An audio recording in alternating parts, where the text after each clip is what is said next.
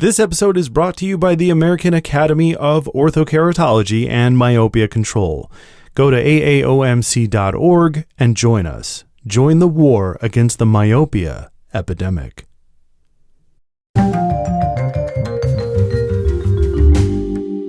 did I see pictures of you hunting in the wilderness with your family? That's my thing. I'm a big outdoorsman, so I spend a lot of time. I have a dog specially trained for this thing, and we go spend time out in the woods, which is a panacea. It's something that I need to make up for all the stress of owning a practice and trying to make people happy and dealing with staffing issues, which everyone has right now.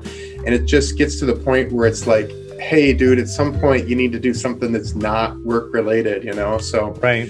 And then my wife, bless her soul, goes with me. And so I drag her and my son and my dad and the dog, and we all go up north. And when we're up in the Upper Peninsula, there's like no cell phone coverage. There's no nice computer stuff. I mean, it's pretty great. And it gives me a chance to actually unwind and, just kind of get back with nature. I guess that's maybe not the best way to put it, but it gives me some time outdoors doing something I love to do. So right. And do you find yourself?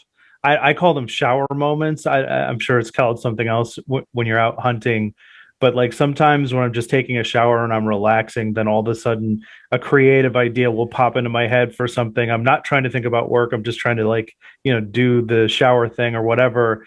Or sometimes when I'm relaxing, like if I'm on vacation pre-COVID on a beach or whatever, and then all of a sudden you come up with an idea for something. Is that where tonight's topic kind of hit you? That is exactly where tonight's topic hit me. So I'm in the middle of the woods, and when I spend time with the dog, he and I'll travel. We'll go 4 miles right through the woods, through thick cover, and it's you're crouching down and going over stumps and through thickets and briar bushes and all kinds of crazy stuff. And then I'll be in the middle of that, and I'll be like, oh man, okay, I got this idea. I call the dog over. I'm like, hey, hold on, stop right here. Everybody's going to come to a stop. And then I've got my phone out and I'm sending you messages, or I'm trying to remember something. There's no internet connection up there, so my mind seems to be more free with these things, and I'm taking notes. And that's exactly where today's discussion point came from. And that is that I see so much in the industry. It's really interesting. And we talked about this on a previous talk, you and I. It felt like we were in the dark for so many years, right? So all of us Ortho-k practitioners 20 years ago, 15 years ago, 10 years ago, it was just us hollering at the world, myopia management, myopia control, Ortho-k, atropine, peripheral defocused contacts. Like we were out there, screaming into the void. And then now all of a sudden everyone's talking about it. Like you can't escape it. Now everybody is involved. Everybody's an expert. Everyone's talking about this stuff, which is wonderful. It's wonderful for the industry. It's wonderful for children. It's wonderful for all the things that we do. So I don't have any jealousy against new practitioners joining us, because it's about time. It's a big boat, plenty of room for all of us. But we talk so much about the kids. And we talk so much about Ortho-k and myopia control and peripheral defocused contact lenses for children. We don't really spend any time talking about the adult patients who walk through the door, who are wonderful opportunities to do Ortho-k that we just either people ignore, or they don't see it, or they don't present it to them. And this is the thing where I'm not necessarily talking about myopia control like we would normally talk about Ortho-k within the bounds of that. I'm talking about just Ortho-k, just wearing a pair of retainers at night, right, so you don't have to wear them during the day. And so I think that's a topic that just doesn't get the shrift it deserves. It doesn't get the attention it deserves.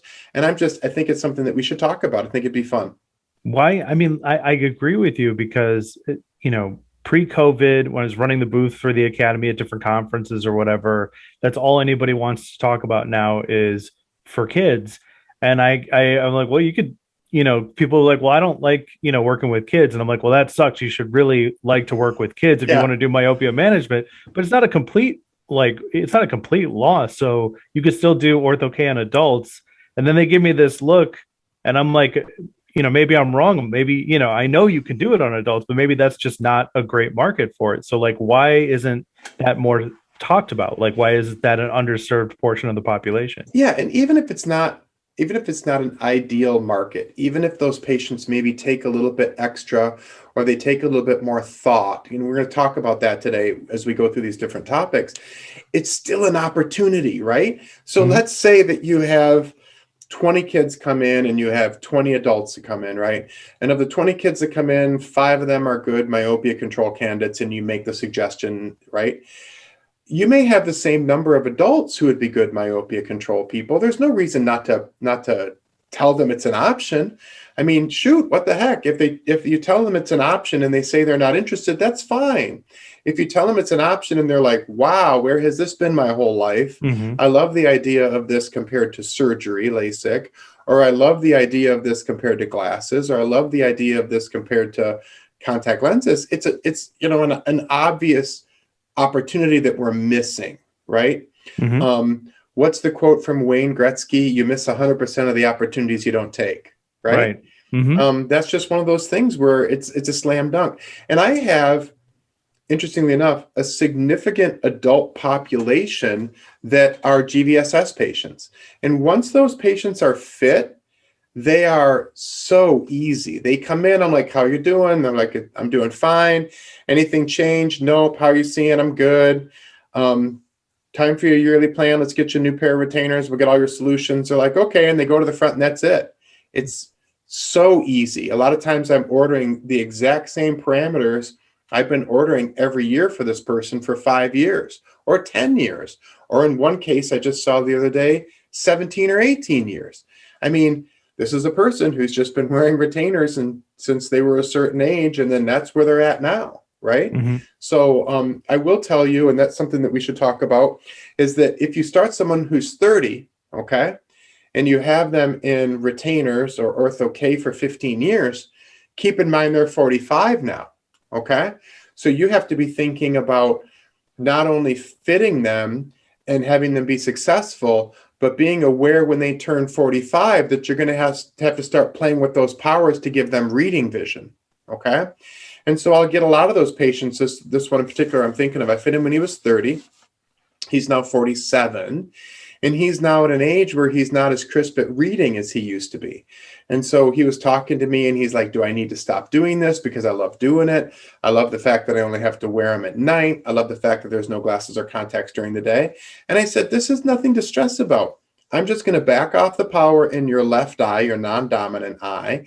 And I'm just going to give you a little bit of reading power. So I showed him what it would look like.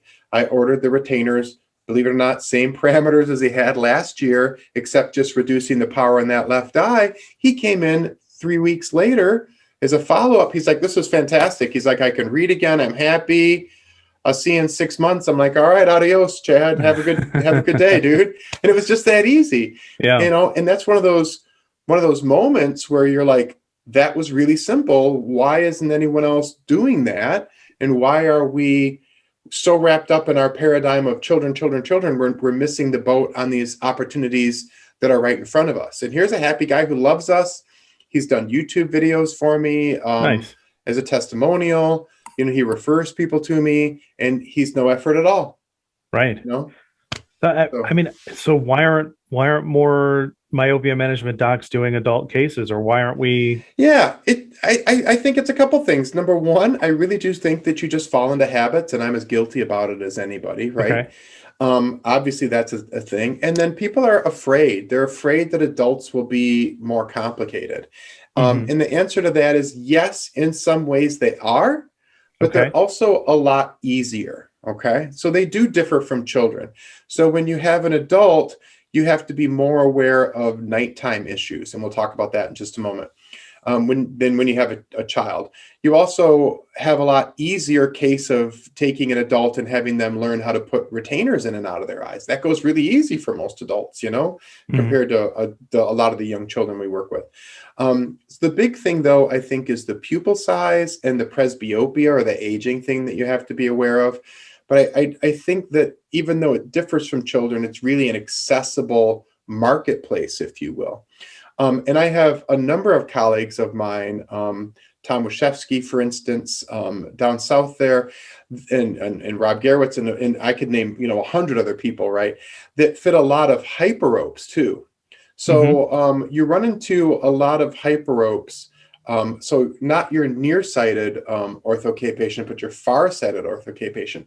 Those people sometimes are really super happy because you take someone who maybe sees distance but not near well, and if you can fit them with hyperopic orthokeratology and give them the distance and the near they need, those people are just over the moon, and they just love you. And nobody else does that. There's nobody else in your area. I guarantee Yeah. any doctor listening to this, there's nobody else in a 5 mile radius that's fitting Ortho-k on a hyperopic patient, and it's not that hard to do. You can even pick up the phone and call a consultant. I mean, I know right off the top of my head, Wave. Now, Wave you have to design yourself. Wave. I'm sure Ortho Tools will do it. Context does it. I know for sure. Mark Hmm. Cosgrove at GP Specialist does it. I mean, there's a list of people a mile long who a doctor could just pick up the phone and be like, "Hey, I got a guy who's a +1 in the right eye and a +150 in the left. What can you do for me for giving this guy good distance vision and good near vision at the same time?" And the Hmm. asymmetric hyperopic mold often gives them that extra reading they need. So, I mean, it's magic, and it's magic that's a phone call away. Patients just love that. They're crazy about it. So, I mean, it's just again, I hate to keep beating the drum, but it's just an underutilized portion of the population, you Yeah, know? especially when you think about, I mean, eventually you're going to have those kids that they go off to college and stopped wearing Ortho-k because they're out partying and studying and whatnot. They're not getting as much sleep. So a lot of them stop wear. Isn't that true? I mean, It does happen. And then I have a lot of them that go back to it. So right. I've had students who quit in college and then they were like, well, geez, maybe I can get LASIK. I'm like, okay, we'll set you up with LASIK. And they're like, Hmm. maybe I don't want surgery. Can I just go back to wearing retainers? I'm like, yep. And we just Hmm. fit you right in, and then you're off to the races. I have patients, and we may have talked about this in a previous discussion. I have a young lady who started out when she's 15, and now she's 28 or 30, and she's a doctor of physical therapy, and that's just how it is, and she just wears her retainers, and it's super easy for her. So Hmm. there's no reason to be pulling people out of something that's working well for them too. So let's talk a little bit about the things that trip up practitioners from fitting adults. For The sure. first thing is just not presenting it. You'd be a fool not to present this to people as one of the options. And I know we've talked about this before. My technicians say, are you here for a GVSS exam? Are you here for a glasses exam, a contact lens exam, a myopia control exam? What are you here for? And then patients are like, what's GVSS? What's myopia control? It's easy to have that conversation if someone's mentioning it before the doctor has to walk in the room. So the big thing is just, being aware that it's out there. And then the other thing is pupil size. So in the industry, we're all very motivated about slowing myopia. And one of the things that we've been really looking at hard in the industry is making the treatment zone, the optic zone, smaller for those myopia control patients. Now, there's a lot of controversy, and if you talk to expert fitters and expert designers, so your people who are creating the lenses that we like to fit on patients, they would tell you that optic zone's important, but no one is really fully satisfied with what the answer to that question is. Okay. Hmm. Is that optic zone really important? Is a 4.5 millimeter optic zone? Do we want it inside the pupil, at the edge of the pupil, just outside of the pupil? We're all hot and bothered about making that treatment zone smaller. Here, what's cool is you can go to your lab and you can say, I want the biggest optic zone you can make me. And the labs are like, that's great, because they know if they make you a big optic zone, you're probably going to have someone who's not complaining about halos, right? Hmm. Because Hmm. that's the big thing that I run into. And I will oftentimes tell a patient, I'm like, I know you're excited about Ortho-k, and I would love to fit you in Ortho-k, but I have to ask you how much nighttime driving you do. And occasionally I'll come across a patient who's like, man, I got an hour and a half drive to and from work. Nope, not going to fit you, because Hmm. we're going to have a lot of difficulty with that nighttime driving. So just need to keep in mind that pupil size, like it plays into it with children, also plays into it for adults, because you have to have that pupil larger than that optic zone or larger than that treatment zone so you can get that good quality vision. I'm sorry, I said that wrong. You want that optic zone larger than that pupil size. I had that backwards. But you want that nice large optic zone so that pupil's sitting in there inside of it, so they're not getting the halos at nighttime driving. So I think that's the really big thing that people need to be aware of, is that pupil size. And then if you have fit a patient whose pupils are giving them a lot of haloing, then there are some options. And I've played around with some of these things in the past. I have one patient, and this is a Dr. Martin thing. So this is not something the Academy supports. This is not something you might personally support. So this is solely my responsibility. I have a couple of adult Ortho-k patients who go on long trips. One of them drives all the way down to Florida. Okay. Mm-hmm. Now she's got a nice big treatment zone, and her pupil is smaller than that. But when she drives for an extended length of time in the dark, she does struggle. So I actually have her use off-label a drop of Alphagan before she starts her trip, which shrinks her pupil a little bit. Okay. And so that can get around that to some extent. Again, I don't recommend that, but just be aware that is an option that you might want to consider. This podcast is made possible by the American Academy of Orthokeratology and Myopia Control. If you want to learn how to do Ortho-k, then we can teach you. If you're looking for a passionate community of like-minded experts, then consider becoming an AAOMC member. Or if myopia management just isn't your thing, that's okay too. Use the AAOMC online doctor search tool to refer your myopia management patients. For more information, visit AAOMC.org and join us. Join the war against the myopia epidemic. Okay.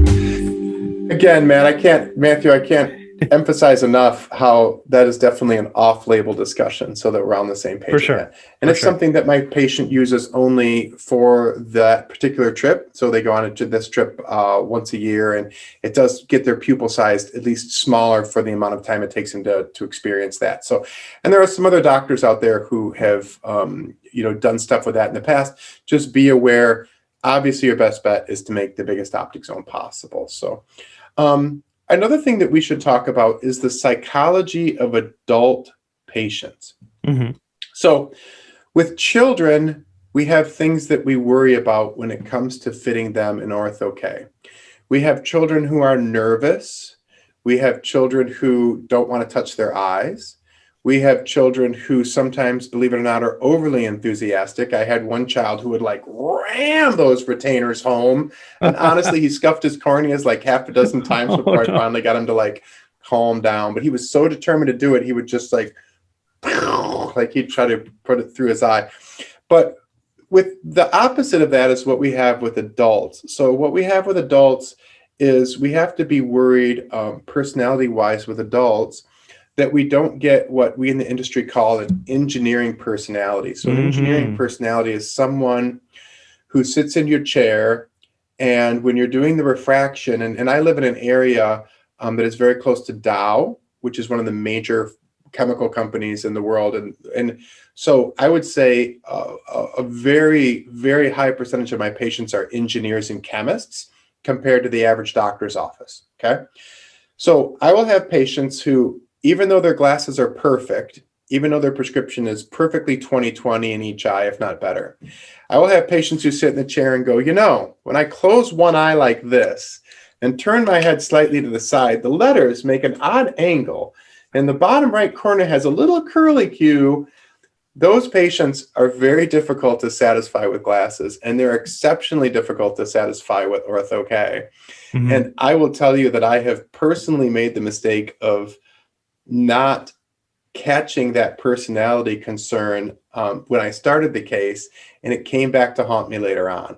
Mm-hmm. So one of the things I will tell people is if you're looking to fit adult Ortho-k, you want to make sure that you're fitting somebody who has a pretty good attitude about the small fluctuations they may see in their vision, okay? Because when you're wearing a retainer at night, you're going to have great vision about 95% of the time. But there's going to be times when it's not quite as crisp. Maybe you slept hard. Maybe you shoved your head into the pillow. Maybe you didn't get enough sleep.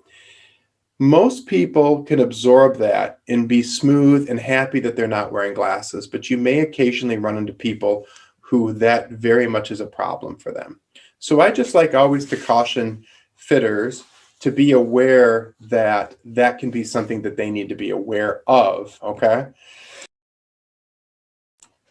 Because making sure that that patient's happy within the context of their expectations. And I'll tell patients going in, if you're a patient who only sees 20/20 minus, that's the best corrected visual acuity I can get you. And that's with a perfect glasses prescription on the perfect day. Your Ortho-k is going to be similar to that. Okay. It's not going to somehow suddenly become better. I will tell you off the record that I have had patients who were 20/20 minus who I fit with Ortho-k who were actually 20/20 plus after I fit them. Something about the sphericalization process or something about how that Ortho-k worked really gave them good clarity. But I don't ever guarantee that to patients. I tell them, hey, look, I can make you glasses free and you're going to love it 95 or more % of the time. But occasionally you're going to have times when maybe it's not as crisp and you just have to be a little patient. And that patience factor also factors into when you first fit them. Because, man, I can have a child who's a -3. So here's a nearsighted kid, -3. I fit him in Ortho-k, and virtually the next day, bam, they're 20/20. I get almost the entire -3 the first day. They're happy. It's like amazing. When you fit a 50-year-old, they're going to mold, but they're not going to mold typically as quick as that child will mold. And I tell them, I'm like, you need to be a little patient. You're not 15 years old anymore, and it's going to take a little bit of time. So sometimes instead of taking a day or two to be perfect, it might take them 3 or 4 or 5 days even. And I just tell people ahead of time, you know, you're no spring chicken. You know, it's going to be a little bit of time. If you're patient with me, we'll get you there. I will tell you, though, that some of those adults that I have, once they're molded, their corneal elasticity, whatever is that component, sometimes they get a lot of time. Like sometimes they only have to wear their retainers, 4 or 5 days a week, and they can see fine the rest of the time. I have a couple of patients, now these are outliers, who are maybe having to wear their retainers 2 or 3 days out of the entire week, and the rest of the time they see fine. So you do gain something for the slower time it takes to mold. But in some cases, I see patients who do really exceptionally well. Discussing further the psychology stuff, I had a patient came to see me last week. Actually, it came to see me 2 weeks ago. Mid-20s, very motivated to try Ortho-k. I looked at her. She's got a little bit of toricity, so I fit her into a toric alignment curve, Ortho-k retainer, and I fit her pretty well. She looked good. Okay, I was pretty happy with the results. Got films of it because I have a video slit lamp, which I just love. I would totally recommend. So I got films of it, sent her home with them, and the wheels came off the bus. She apparently had a really bad weekend. Even though she had my cell phone and all the stuff she needed to do, she didn't get a hold of me. So it was not the outcome that I wanted for her. She came back in, talked about our options, said, do you want to still continue to do this? She indicated that she wanted to do it, but ultimately she wasn't satisfied. It caused her to feel like she had panic. It caused her to have a panic feeling from having something in her eyes that was not as soft as a soft contact lens. And it just weirded her out. It just did not work for her. So she had come back in to see us for a follow-up, and it just wasn't going to work for her. One of the things you need to be aware of with adults is sometimes you're going to get people who want to do this, who have the motivation to do this, but maybe are unable to do it.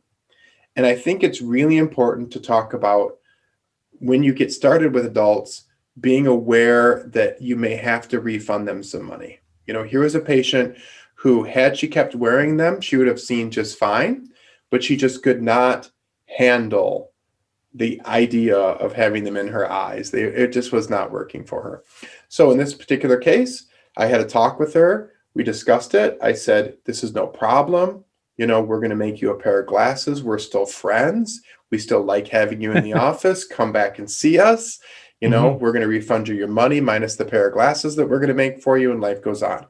So I do think it's important to know when you're working with an adult that, unlike children, as a general rule, children almost always go through with Ortho-k. If I start a kid, we finish, right? Like it's almost 100%. It's just they're motivated, their parents are motivated, they're motivated. It just really works. But with adults, occasionally you're going to get that one who just can't do it, or who is unwilling to be that or to be that patient. And I think as someone who wants to fit more adults or wants to pick up more patients, I think you just need to be aware of that and just need to be cognizant of the fact that if you have to do a refund, you want to make sure you have everything in place. Okay. And you want to make sure that you still end up not losing money on the situation. And you want to make sure the patient is still your friend. And when all is said and done, this woman's still going to be in our office 5 years from now. We tried something that we were excited about, that she was excited about, but it didn't work. That's okay. The brilliance about Ortho-k is you stop wearing your retainers, you go back to where you were before, right? So it simplifies a lot of things. It's not like surgery where if she's unhappy forever.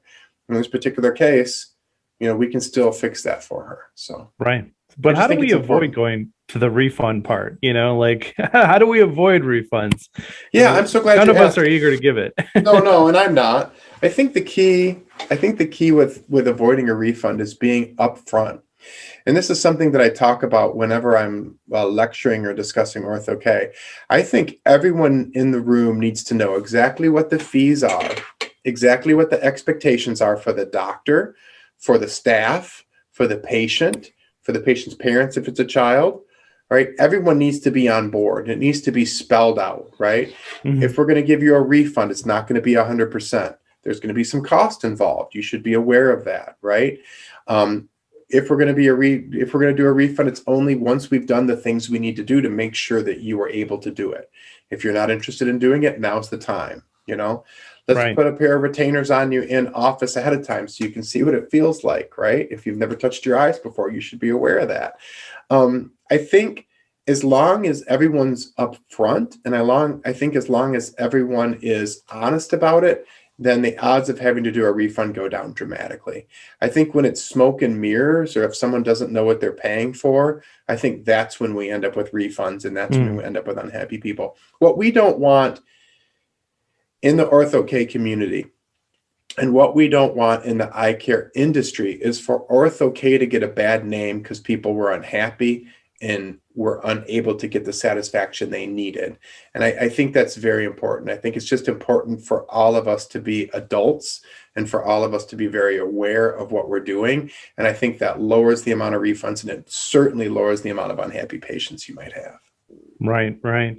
It just makes me wonder, like, would it be possible to take one of these optometrists who says, you know what, I don't like working with kids.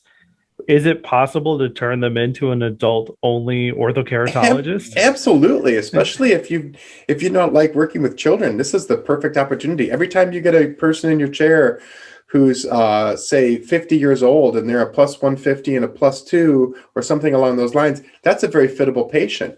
And those are patients who do not ever get told that this is an option for them.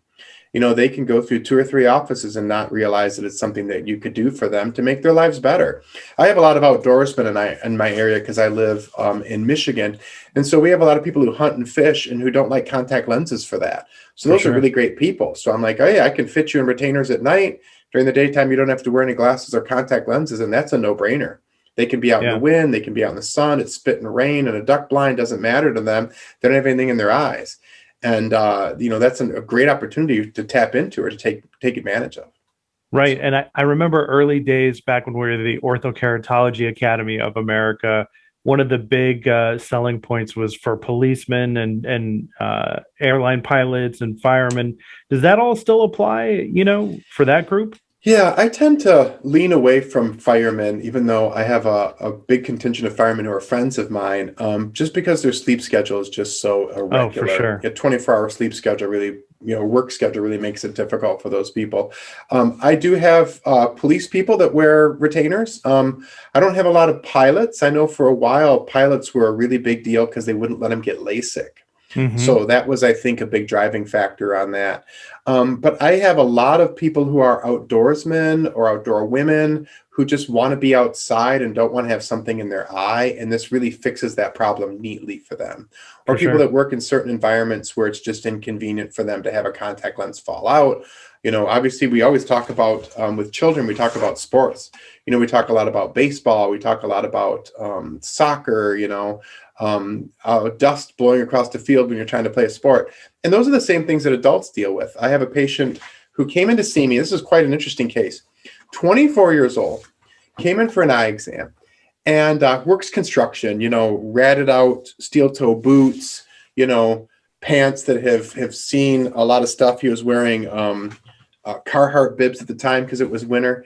And he came into the office and we gave him information on Ortho-k, and we were doing the exam. We got his glasses prescription. He's like, I'm really interested in this Ortho-k thing. And I was like, okay, I'd love to talk about it. I said, it works great. You wear a retainer at night, no glasses or contacts during the day. And he's like, I think I want to do that. Like, we didn't have a whole conversation about it. We didn't look at videos of it. He's just like, I think I want to do that. And I Yeah. was like, seriously? He's like, yeah. He's like, I want to do that. I said, well, why don't you come in for a Ortho-k evaluation? We'll talk about it.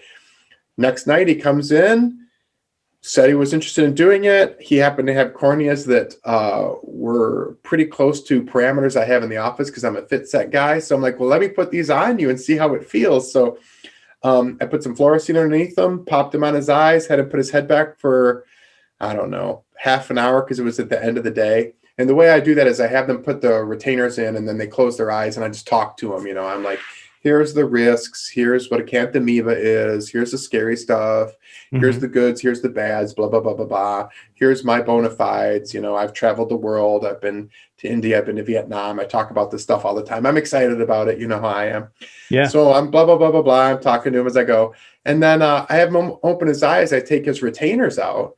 And he didn't have a big prescription, -150 in one eye, -2 in the other, or something like that. And he was like, within 2 minutes of taking him out, he was 20/20 Mm. on the screen. And he's like, I'm doing this. And I'm like, Yeah. all right. So I got the paperwork together and my staff went up to the front. He paid for it. I ordered his custom retainers. And the next week he was off to the races. Couldn't be happier. Stopped in for his yearly visit. No, that would have been a 6-month visit this summer. Or maybe it's been a year and a half. It's been a while anyways. But he just stopped in for one of his visits. He's like, I love it. I don't wear glasses or contact lenses. I'm in construction, so it's dirty. He's like, Hmm. he's running a backhoe and sometimes he's down in the pit digging and stuff. And he's like, I just love not having to have any glasses in the way. I'm like, there you go. I mean, it can be just that easy. If you present it to everybody, a certain percentage of people that you don't expect are going to be for it. Yeah. And it's like when in sales, sometimes people prejudge folks. They don't show them the nicer car. They don't show Right. them the nicer whatever because they're like, well, that person's not dressed for it or that person's maybe not the right person. Man, you should present everything to everybody. You just never know Yeah. who you're going to get, right? Yeah. This guy had like dirty boots and worn out Carhartt overalls and he plunked down, a very Mhm. significant amount of money to get this procedure and never thought twice about it. So Yeah, I mean, plus, as we're all getting older, we're used to the fact that things aren't, as good as they used to be, or they've changed. And it's just like, it seems like such a sweet spot for a selling point of, helping somebody with their vision. I mean, it just makes me wonder, is an adult case that much harder than a kid, I personally don't think, I think it's way easier in a lot of ways. Okay. I think it's way easier because there's way less hand holding. Okay. You just they have to know going in that they need to be more patient and Hmm. that it's going to take a little longer. And I think one of the things that, in fact, it may have been Carrie Herzberg, actually, now that I think about it, had said to me was under promise and over deliver. Mm-hmm. And as long as you, when you're discussing this with adults, you're like, hey, it's going to take time. You have to bear with me. We may have to go through a couple of retainers, whatever. Then when you deliver and they're like, this is the best thing that's ever happened to me, vision wise, you're like, I know, I knew that. Yeah. This young man, this 26-year-old guy, I fit him, and he came in the next week, and I was like, how are you doing? He's like, great. I'm like, your vision's 20/20 or topographies are good. He's like, yeah, I expected that. And I was like, okay, wonderful. I'll see you in a month, or 90 days or whatever. I mean, it was one of those deals where it was just so smooth and easy for him and for us. And I think the key is just not making too much of a deal out of it. Just if they want to try it and you think they're a good case, let's try it. You know? And if you fit 10 and one of them isn't happy, this woman from Friday, she was unhappy. I get it. No problem. Here's most of your refund back. Let's make you a pair of glasses and we'll still be friends when all this is over. So right. Plus you retained her as a patient. So now she loves us. So, that's what it's all about. I think a big part of the myopia control crowd, and I think a big part of the Ortho-k crowd for sure, are just people who want people to like us. I really think that's a thing. We want patients to be wowed. I've talked about this before with you too. Ortho-k is a small magic. It's a small magic that we as eye care providers get to do. And I think we're missing a bet when we're not presenting it to everybody. Yeah. Every time I'm out in the world, I talk about Ortho-k, and even in the smallest circumstance, because eventually that question comes up of like, what do you do? And I say, well, I get to work with these amazing eye doctors who do this specialty treatment. And I start describing it, and they're like, what is this, brand new? And I'm like, no, it's been around for over 50 years. And they're like, this sounds like something on a site. They're like, will it work on me? I'm like, well, I'll give you a recommendation. Here's the site for the AAOMC practitioner list. Like, find a doctor in your area and see if you're a candidate. Like, it's like, I feel like I'm just walking into people who are like, I've never heard of this. Why have I never heard of this? And when can I start doing it? So honestly, it's truly, it's a small magic, and it's something that we should all be doing. And when we can share it with adults as well as kids, I mean, that alone increases chances of in your practice of 50%. Let's say that you're one of the offices that's struggling with instituting myopia control or instituting Ortho-k, and instead of doing 10 a month or 20 a month or however many, maybe you're only doing 1 or 2 or 3 in a month, right? So maybe it's just not clicking for you or not moving, or maybe your patient load isn't that high. If you could double those patients by simply working with adults as well, why wouldn't you? Right. Especially since if you've gone to boot camp or done consulting with you guys at Mission Myopia Control or Myopia Management, and then you're fired up about it, and then you have your staff right there to try this out on. So I feel like, that's an opportunity to, try out some adult cases, see how it goes, get your feet wet. Then they become advocates for what you're doing, your front office staff, so it's. Yeah. It makes you shake your head, doesn't it? I mean, like, I can't speak to it because I'm not an optometrist, right? So it's like, I'm not in the trenches with you guys. I'm just like off to the sidelines, looking at why this is playing out. Like, every pre-pandemic, every year I was getting told this is about to blow up. For 10 years, every year I was being told Vision by Design is going to be the meeting. You're going to have thousands of people, and we're growing. But it's like, why isn't this blowing up the way that everybody who's doing this is expecting it to? Yeah, I actually kind of feel like it is finally. Okay. Yeah, I personally feel like it's finally becoming mainstream. Okay, why is that?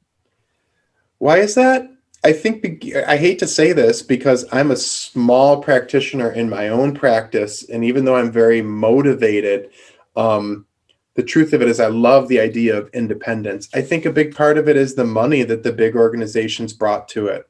Your Cooper Vision, your major players. I think that money is what brought all of it to the masses. By masses, I mean other doctors and patients coming in and talking about it, and the accessibility of it. I think that Vision by Design and Vision by Design's boot camp and the accessibility of Vision by Design's boot camp has been magical. I think that's been the thing waiting to happen, and I really do think that so many more people are taking advantage of that.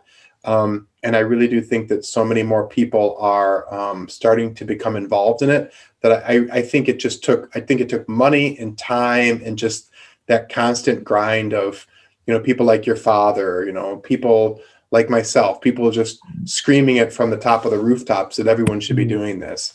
Yeah. It just takes time. I definitely agree with you. I think my biggest issue at this point is the way that message is being transmitted, like you said, screaming it from the rooftops. And in my own anecdotal observations, like especially on social media, is I feel like a lot of ODs feel like our crowd is coming in guns blazing, saying you have to do this, like you've got to take care of these kids, the myopia epidemic, 2050, everybody's, half the world's population is going to be nearsighted, you got to do it, you got to do it, you got to do it. And, if wearing a mask has shown us anything over the course of this pandemic, people don't like being told what to do. And I think that's really got in the way of what we've tried to do in the past, where I think our message should have been like, hey, this is available. If you don't want to do it, that's fine. Refer your patients that need this to somebody who does do it. Here's how we can help you with that. But I think I've seen so many cases where it's like people are like, stop telling me what I do and or do or don't need to do. No, and I've run into some pushback. I've run into some of my colleagues who are like, I'm just not going to send you any patients. I reached out to a colleague, not anywhere close to me. Not that far away, 40 minutes or so. And I was like, hey, do you have any interest in myopia control or Ortho-k? Because a big part of what I do, or a big part of what I believe in, is that we should all be reaching out to educate those who don't already do this spectacular specialty, right? Mm-hmm. And where my enthusiasm lies. I'm always over the moon excited about Ortho-k and myopia control and all this. It just blows my hair back. So I reached out to the colleague, and we're not competitors. He's 40 minutes away. And I called his staff and said, hey, let Dr. X know that I called. I'm interested in taking him to lunch, right? And I sent him an email, didn't get any response on the email. And then I reached out again, left a message. And then after that, I was like a little embarrassed to keep reaching out again, because all I'm looking to do is educate, right? Because part of being a fellow of the American Academy of Orthokeratology and Myopia Control is bringing this news to the masses, if you will, or trying to help other doctors, right? So, if I educate him and he wants to learn about this stuff, I'll teach him how to do it. And if he doesn't want to learn about it, I'll more than happy to assist his patients. So finally, after the third or fourth time, I just had a staff member reach out, because I was a little too embarrassed to reach out and be told no, because I'm not great at rejection. So I had a staff member reach out. He basically told the staff member that he was absolutely not interested in sending any patients to us, or not interested in myopia control or myopia management. And I was like, oh, okay. And I don't know if this is a person who doesn't like children, or maybe just doesn't want to embrace new technology, or maybe just has been told too many times how important it is, and he just doesn't want to hear it anymore. Do you know what I mean? Yeah. So I think you're right. I think that's an interesting concept. So how do we change the message? Maybe our message should just be, this is the coolest thing that you're going to do in eye care, and you're a fool not to do it. Yeah, I think we should just get the word out that, like, look, man, if you don't want to do this, if you're talking to that optometrist and she's resistant to it, like, that's totally fine. If you ever are interested, here's where you can find out more information. And if you want to, you should be referring your patients that need this. Here's a way to do that. But if you don't want to do it, that's totally okay. It's not for every optometrist to do, I think it was Gary Gerber who said that, like, and I'm gonna mangle this, so I'll just summarize it. But basically what he was saying was, if we can just get everybody on board with the idea, then it's going to work out better for everyone, because the last thing you need is somebody in a different part of the country downplaying this treatment and its benefits when they simply don't know what they're talking about. It's a matter of like opening the doors to people and making it more inviting to them and less of a prospect of telling them how to run their practice. Well, and that is an interesting discussion point, because not so much now, but 18 years ago, 15 years ago, even 10 years ago, I can't tell you the amount of colleagues who I would have patients come in my office interested in Ortho-k, maybe adults, maybe kids, and I would go through the evaluation process, and then I wouldn't hear from them back. And I would wonder why I didn't hear from them back. And then I would see them a year later or 2 years later, and they would say, well, my doctor said that it doesn't work. Mm-hmm. My doctor tried a few cases and it didn't work, and they don't believe it's true. It doesn't work. And I'm like, well, I have a YouTube page with a bunch of testimonials over the course of the last 17 or 18 years.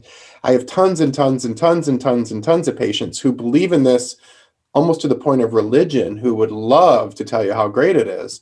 Do you want to reconsider? You know, it was surprising how many doctors poo-pooed or complained or said it wasn't viable. Okay. Mm-hmm. Mm-hmm. I mean, that happened to me a number of times. What I find really shocking now is when I look at their websites say they do myopia management. Mm-hmm.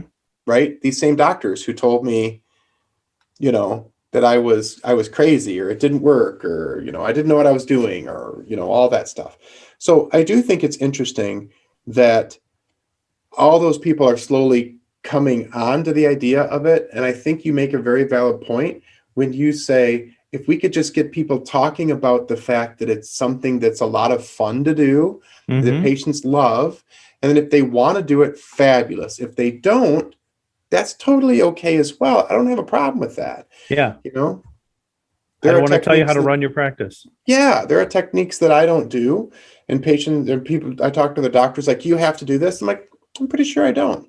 Yeah. You know, I like this, doing these other things better. So Yeah. I think you make a really valid point. And that point is, let's tell everybody how great it is. Let's tell everybody how fun it is. Let's tell everyone how like patients love it. And then maybe let them make their own decisions on whether or Yeah. not they want to integrate myopia control or myopia management into their practice. I think that's incredibly valid. Yeah. That's incredibly valid. I feel like historically speaking, there's so many examples where, you know, I mean, Americans especially, where it's like people just don't like being told what to do. I despise it when somebody tells me what to do.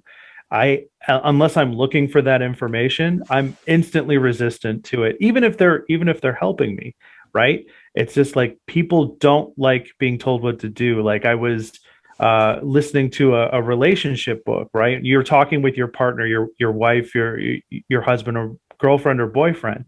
And it's like when your partner is telling you about the day that they had, we instantly want to start to try to help them solve that problem. Like we see it so perfectly, and maybe we do, but they've studied this and they've shown that like your partner just doesn't want to hear your solution to their problem. Yeah. They just wants you to listen. They just want you to listen. Exactly. Yeah. They just want you to feel like you understand where they're coming from. And I feel like where they're coming from. Exactly. And I feel like that's what's needed in eye care with optometrists is like, look, I don't want to tell you what to do. Here's what here's how I do things. Here's what I think about the situation.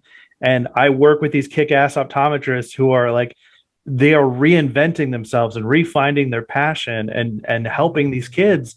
And it's like, that's a totally cool thing. And if you want, you should totally come be a part of it. Like the doors are open, like come hang out. No, I think you make an incredibly valid point. I wonder if there's any way that we as a specialty or an industry can change how things have been presented, because I really do think that resentment or that pushback might be a lot more prominent or obvious than I gave it credit for. I mean, now that you mention it, it really does make me stop and go, hold on, because I think there's a lot of that out there. Yeah. You know? Yep, for sure. But I think we should talk about this and a variety of other things in this. I don't know what we're calling it yet. Casual corner. I don't know. Matthews. Mondays with Matthews. I don't know. Something. I love it. We need a catchy name. But I these are conversations that I enjoy. I enjoy working with you, for instance. So I think that we should probably, and I would like you to bring that. I think we could have a whole discussion about what you just talked about. I think we could have a whole discussion about what orthokeratologists should be doing to spread the message, right? And maybe do's and don'ts of approaching other colleagues, because I'm not entirely sure what's good and what's bad about that. Because I have some colleagues that refer patients to me and I love it, and I have other colleagues who are like, no. So, you know, I think that's a really fun discussion. That's something that we should talk about. Well, that's it for this episode of The Corrected View. And if you enjoyed this podcast, be sure to thank the standard members of the American Academy of Orthokeratology and Myopia Control, whose annual dues and support make it possible for the AAOMC to put out education, awareness, and content like this. I'd also like to give a special shout out that I'm going to be giving out at the end of every Corrected View episode for 1 full year. And that shout out goes to Dr. Somi O for her very generous contribution at the lifetime member level of our fundraiser. Thank you to everyone who contributed and keeping the AAOMC alive. You are awesome.